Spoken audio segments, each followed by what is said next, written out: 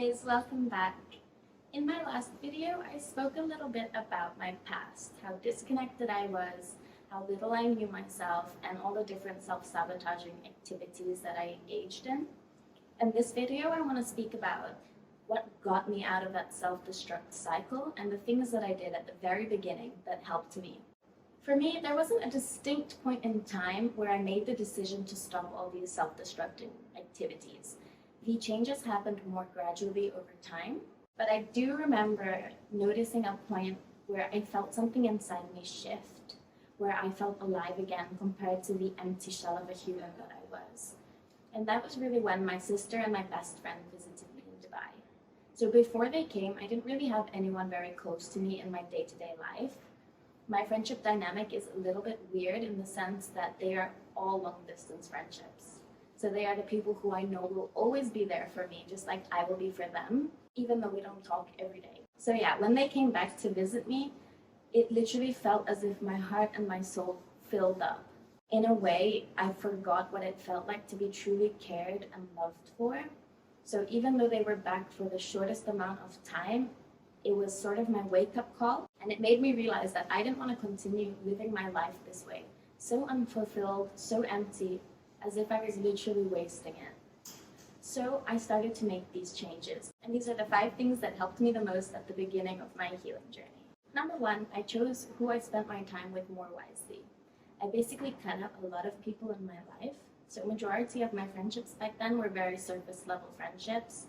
In a way, I think we were just using each other to go out to have fun. I knew that they didn't really care too much for me, and honestly, I didn't care too much for them either. There was no connection, so I knew it was best to part ways. And instead, I spent a lot more time with my family, and I reconnected with old friends.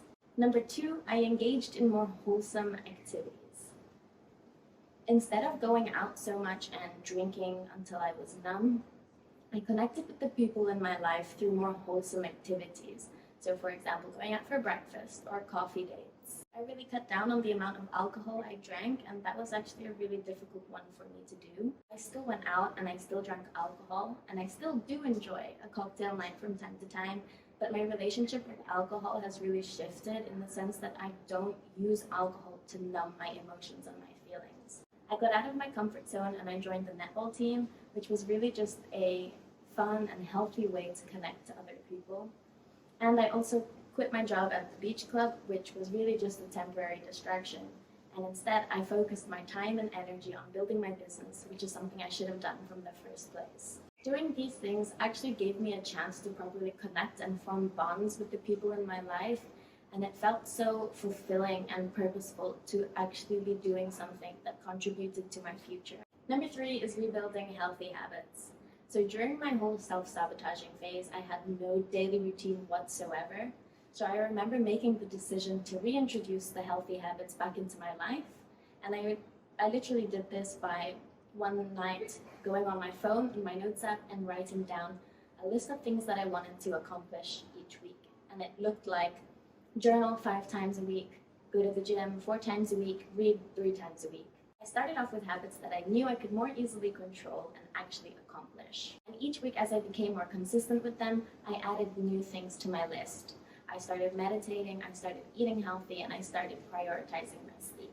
This worked for me because I started small and I made these things non-negotiables. So no matter what I did during the day, I wouldn't go to sleep without accomplishing and finishing the things that I needed to do. Number 4 is learning to spend time alone. So while I was pretty introverted growing up, this one was a really hard thing for me to do because I really grew distant from myself. I started by intentionally doing more activities alone. So I started doing sunrise walks by the beach, having pool days, and going to cafes alone. And at first I would do this listening to music, listening to podcasts, or reading a book. But over time I started to do these activities without that external stimulation.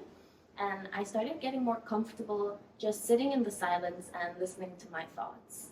At first, I really didn't enjoy this. I was actually really anxious and preoccupied by the thoughts of what other people were thinking of me, which was probably nothing. But over time, I became more comfortable and I actually started enjoying spending time by myself. And finally, number 5, which is probably the thing that helped me the most, and that's journaling. I tried my best every night to journal as a way of reflecting on my day and processing my feelings. And at the beginning, I had no idea how to journal, and all of the things that I wrote were just very surface level. I would just basically write down what happened during my day, and that was it. But the more I did it, the easier it became to notice patterns in my feelings. I started to understand my actions, so why I did the things that I did. And it also, in a way, allowed me to reconnect to my past self. So I got reminded of the things that I used to be interested in. It also really helped me to evaluate the friendships that I had in my life. So it made me question, are these real friends? Why am I holding on to them? And do I really want these people in my life? One thing that I also did was write letters addressed to the people in my past who were still causing me a lot of mental turbulence. So this allowed me to get all my thoughts and feelings out there without actually having to go back into the past. And in a way, it gave me closure and it allowed me to move on and just let go. At the end of the day, it's all about actually starting. I had no idea what to expect from this, and to be honest, I had very little belief in myself. But as I started to feel and to notice just the slightest change in me, I knew that I was on the right path. It's crazy how one small decision can drastically change your life. So I'd say, don't have any expectations, don't be scared, just start and see where it takes you. Thank you for being here and watching my video. I really am grateful for it.